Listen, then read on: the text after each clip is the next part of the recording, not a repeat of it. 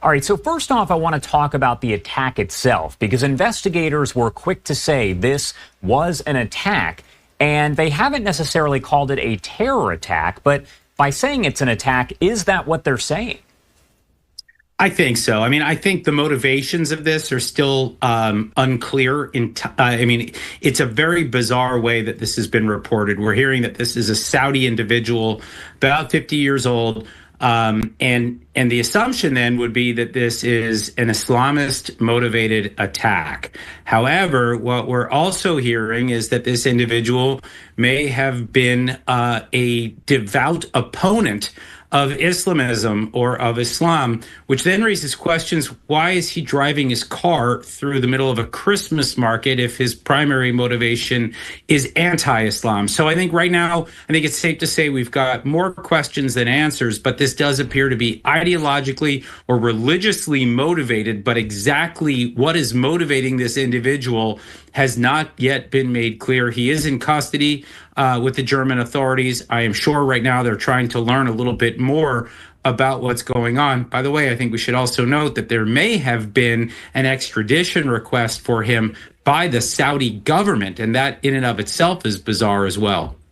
Are we seeing more terror-type attacks that are happening in Germany and in Europe overall? I feel like we've reported on a lot of them recently. Does it appear that there is an uptick, or are we maybe just hearing about them more?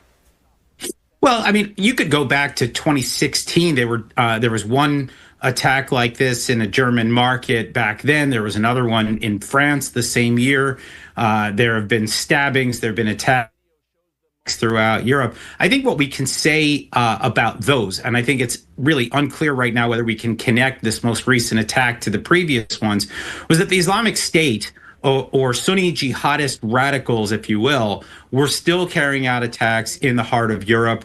That is, I think, at this point, hard to deny. The question is whether this is a continuation of that trend or whether this is motivated by something else entirely. Again, the reporting has been really odd so far about the motivations of this individual. Really runs counter to what I think a lot of people might have expected.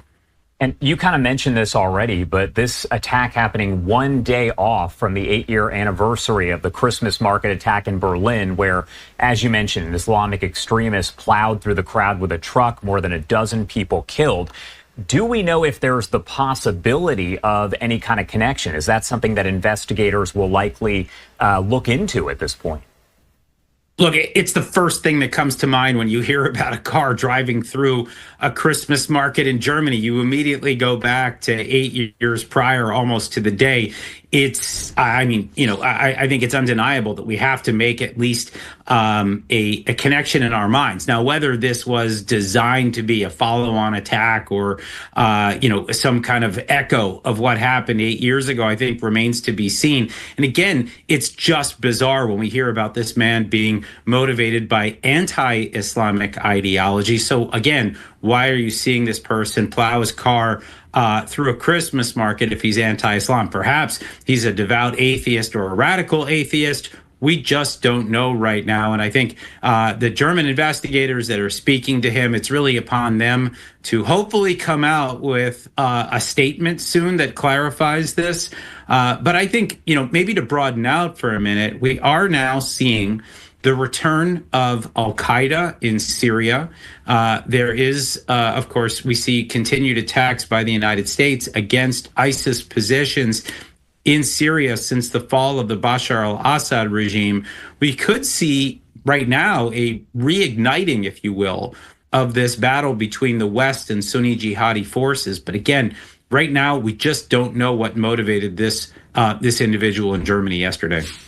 And you kind of already touched on this as well, but I want to get your take. Aside from the motive, the motivation here, are there other questions that you hope investigators will come out and answer? Because they held a press conference a short time ago, and it didn't seem like any new information was really provided. It was a lengthy newser, but yeah, not a lot of information. So what do you hope will be answered aside from maybe the motive and motivation?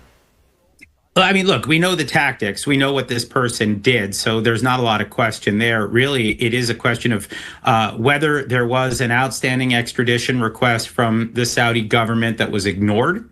I think that's an important question that German investigators are going to have to answer. The German government will have to answer. And then I think beyond that, it's what was that ideological motivation? What was it that caused this individual to go through there? Was there intelligence, by the way, about this person? Was he on the radar of German authorities out of concern for what he might do?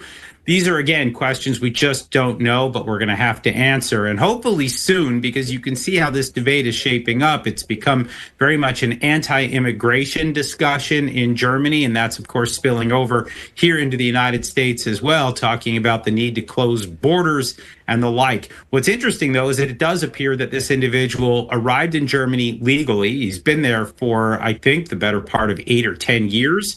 A professional. He's been described as a doctor. Doesn't seem to have been living there illegally. But again, I think we're now seeing a different dialogue, a different debate emerge as a result of this attack. Any surprise that, and this is my last question for you, you have the NYPD, for instance, saying that while Christmas markets are big over in Germany, they're also big in New York. So they've kind of upped their patrols. Any surprise to see a large city, the largest city there in the U.S., doing something like that just in case? Or is that what you'd expect?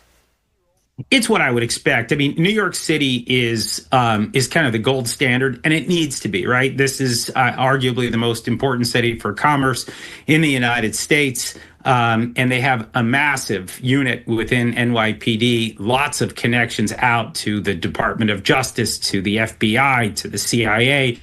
Everyone is watching because New York has been targeted time and again by Al-Qaeda, by ISIS, by the Taliban. So there is the need for vigilance. And of course, at this time of year, for whatever reason, this is the thing that ignites Islamist extremism. But again, I think we just need to note here that it may not have been. It seems almost obvious to me that it would have been, but we're hearing some very strange things out of Germany that do need to be clarified.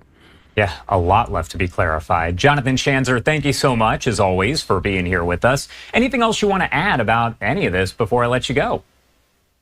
No, I mean, I think other than just the fact that you have this very interesting debate emerging about immigration, you've got, questions about anti-Islam motivations, possibly Islamist motivations. I think it's just important that we not jump to conclusions just yet and let German investigators do their job. Yeah, and hopefully, as I mentioned, we will get those answers. Thank you again, Jonathan, for taking the time to be here with us. We appreciate it. My pleasure.